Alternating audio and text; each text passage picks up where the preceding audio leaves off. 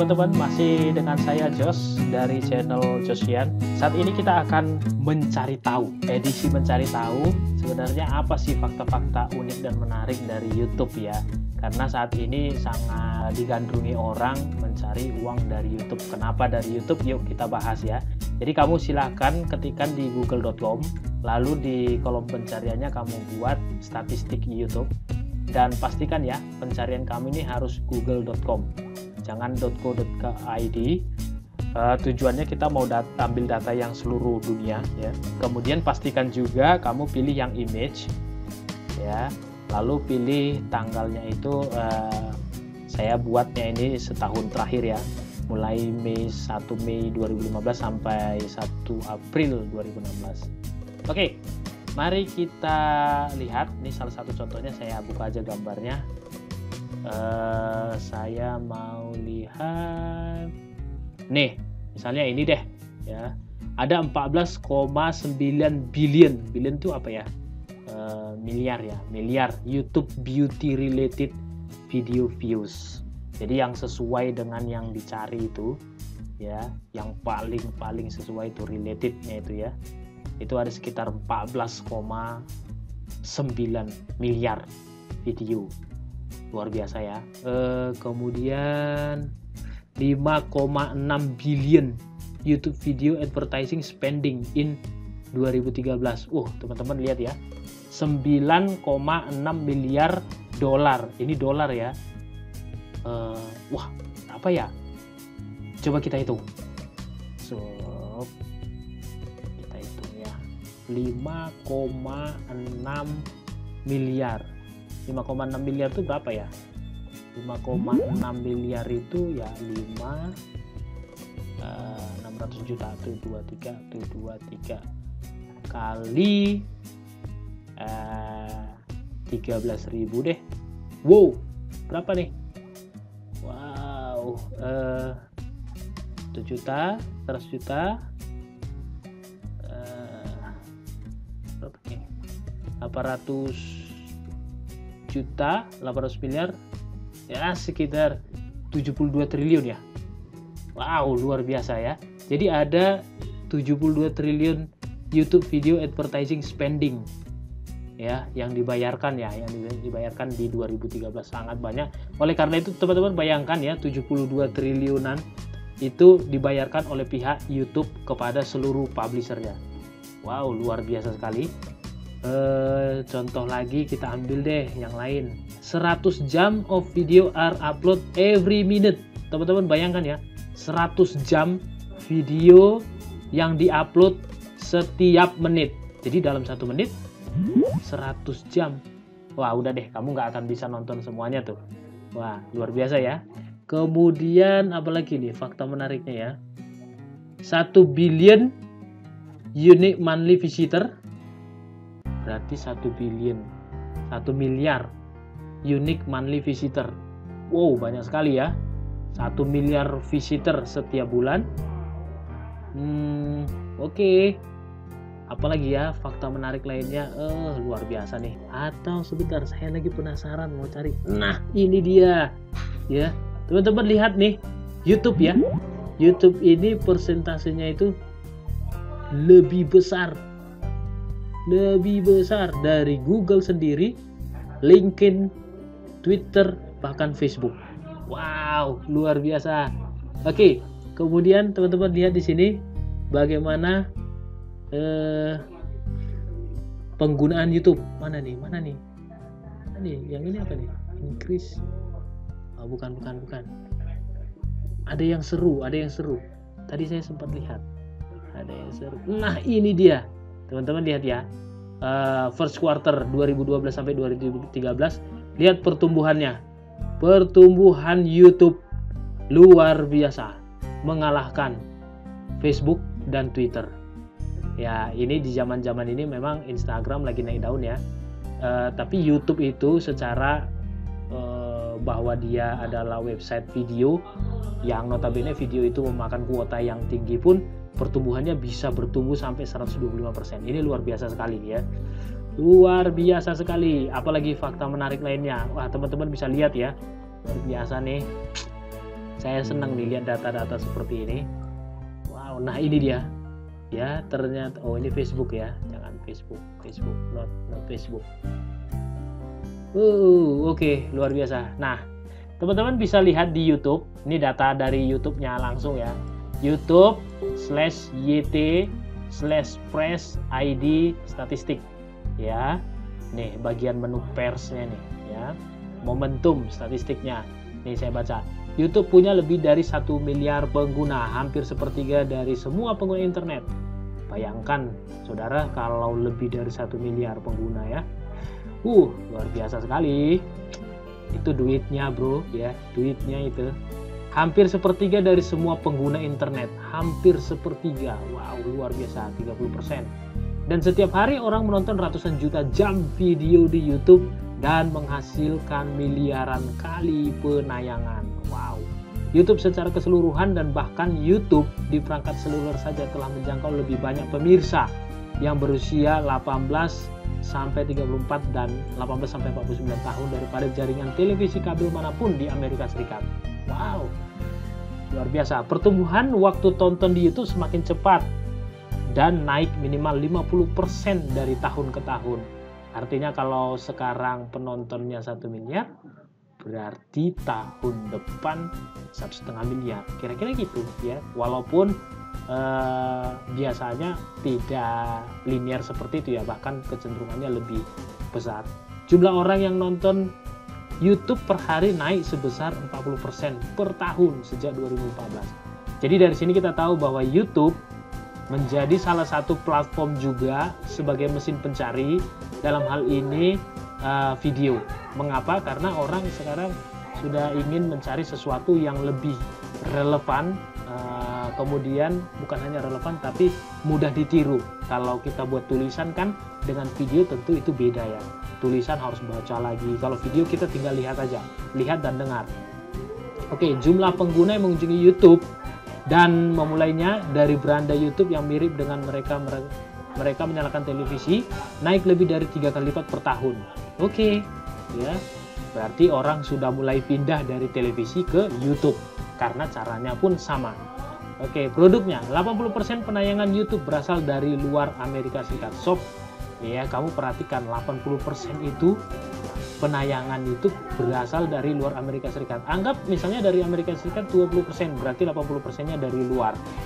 Nah, salah satunya dari Indonesia. Dan kamu tahu tidak bahwa di Indonesia sekarang lagi digandrungi orang ya, membuat video vlog, membuat video kreatif, membuat tutorial dan seterusnya tentang YouTube ya, tentang sesuatu kemudian diupload ke YouTube supaya dia dapat uang.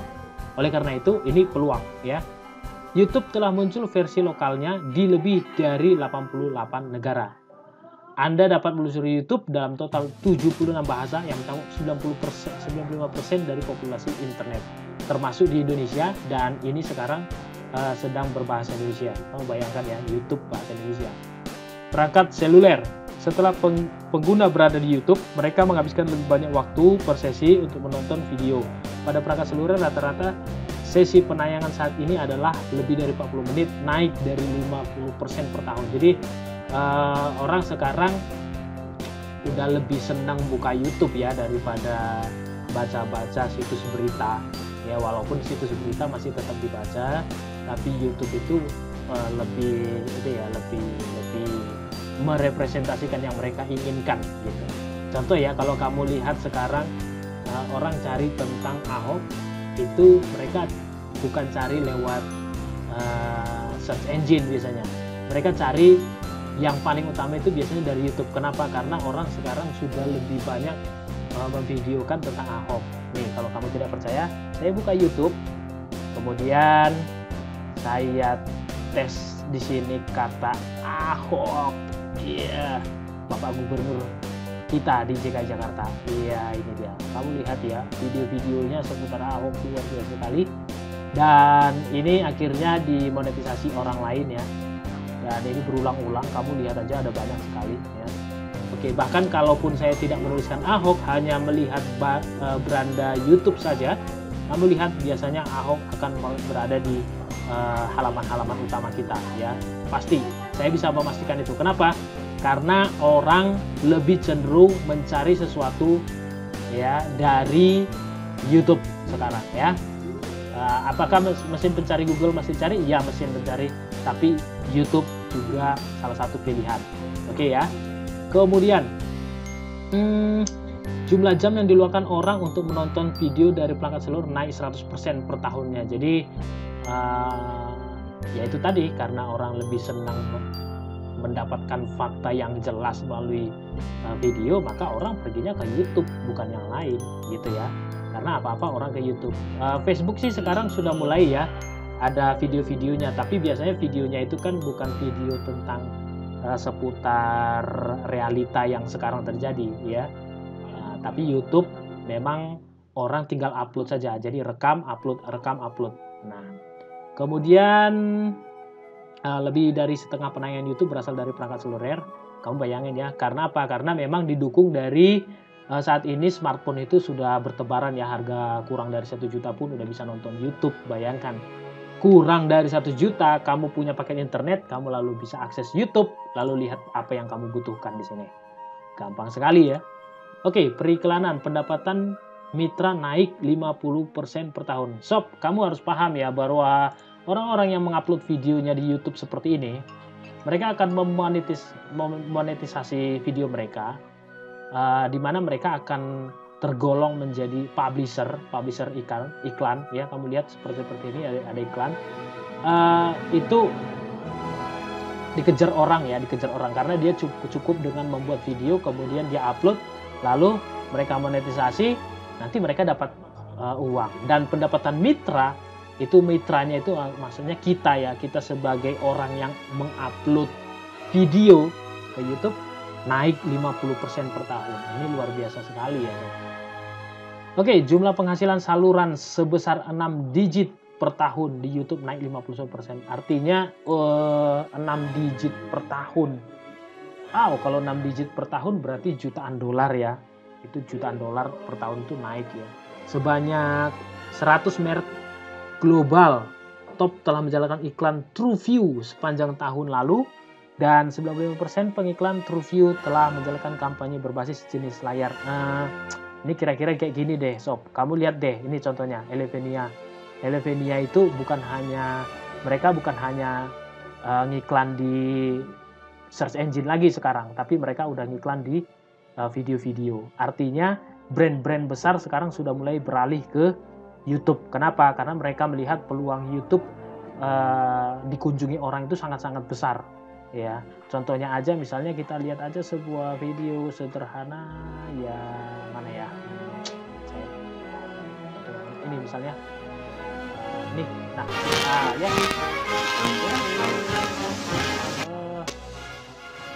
Ini dia. Sorry, ini saya tunjukin aja misalnya mana ya. Ini ada iklannya ya, sob ya. Ini ada iklannya. Ini dia iklannya tidak muncul mungkin karena saya pakai ad blocker. Ini ada yang kuning-kuning, ini adalah iklan ya. Iklan tuh. Nah, jadi intinya orang akan kecenderungannya membuat iklannya di YouTube gitu ya. Karena apa? Karena peningkatan yang luar biasa signifikan terhadap pengakses YouTube ini. Kemudian hak cipta itu pada Oktober 2014 YouTube telah membayar sebesar $1 miliar. Wow, $1 miliar itu artinya $1 miliar kali 13.000 ya sekitar berapa bro? Ya, wow, luar biasa. Saya nggak tahu hitungnya, kamu hitung sendiri deh ya. Intinya banyak sekali kepada pemegang hak yang telah memilih untuk memonetisasi klaim sejak konten ID diluncurkan pertama kali pada tahun 2007 hingga Juli 2015, berarti tahun lalu nih. Ya, ada lebih dari 8.000 mitra yang menggunakan konten ID. Konten ID itu biasanya dipakai untuk video-video berita ya. Video-video berita atau video-video sepak bola atau video-video pemberitaan yang khusus gitu ya. Itu pakai konten ID dia. Termasuk sebagian besar penyiaran jaring utama seperti studio film. Nah, ini studio film dia pakai konten ID ya. Jadi film-film bajakan itu biasanya tidak bisa masuk di YouTube karena langsung diblok pakai konten ID. Nah, Jadi kalau contoh nih ya, di Indonesia ada film Comic X. Nah, Comic X mau diupload ke YouTube, mungkin mereka awalnya bisa upload tapi kemudian terblokir seperti itu ya. Dan label rekaman yang telah mengklaim lebih dari 400 juta video. Hal ini membantu mereka mengontrol konten di YouTube, menghasilkan uang dari video yang berisi materi yang dilindungi. Jadi teman-teman yang memiliki video bagus gitu ya, video komersil. Nah, video komersil contoh itu Liga Champion, itu ada baiknya memang menggunakan konten ID. Contoh kamu membuat filmnya supaya tidak dicolong orang atau dicuri orang, kamu pakai konten ID gitu ya. Kami memiliki lebih dari 35 juta file referensi aktif dalam basis data konten ID yang menunjukkan paling komprehensif. Nah, ini dia ceritanya ya. Jadi teman-teman yang memiliki video-video kreatif jangan takut, kamu bisa menggunakan konten ID ya.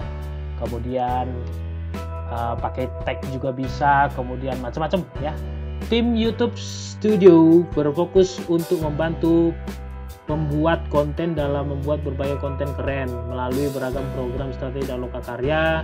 Sebagian besar dilakukan di fasilitas YouTube Studio Los Angeles dan berikutnya. Ini di Indonesia juga mulai bergerak ya bro. Oke, hingga Maret 2015 pembuat konten yang membuat film studio YouTube Studio telah memproduksi lebih dari 100.000 video dan telah menghasilkan lebih dari 1 miliar kali penayangan serta waktu tonton lebih dari 70 juta jam. Wah, luar biasa. Wah, saya melihat waktu melihat pertama sekali statistik ini, yang di pikiran saya itu cuma satu bro ya, bahwa kamu lihat YouTube ini potensinya sangat besar. Search engine Google itu masih berfungsi dan akan terus berfungsi, itu benar. Tapi YouTube di belakang dari website pencari Google Search tersebut menjadi sesuatu yang perlu dipertimbangkan untuk tempat kita mencari peluang yang lebih baik, kira-kira kayak gitu ya. Kalau dulu orang buat blog, sekarang orang buat vlog atau video kreatif untuk kemudian dimonetisasi. Kemudian kalau ada perusahaan-perusahaan yang ingin mengendorse, itu akan jauh lebih bagus ya. Nah, jadi intinya YouTube ini menjadi salah satu the best lah ya, the best mesin pencari setelah Google Search. Tapi tidak menutup kemungkinan pada akhirnya orang akan lebih senang mencari melalui YouTube. So, buat teman-teman, ini fakta-fakta menarik tentang YouTube. Buat kamu-kamu yang masih bingung bagaimana caranya mencari uang dari YouTube, nanti saya jelasin. Kamu komentar aja di bawah video ini tentang mungkin fakta apa lagi yang menarik seputar YouTube, atau mungkin kamu mau tanya tentang bagaimana sih sebenarnya cari uang dari YouTube. Nanti saya akan ajarin buat teman-teman ya. Oke, sampai ketemu lagi dengan saya di fakta menarik lainnya, masih di channel Josian dari saya Bang Jos. Ciao.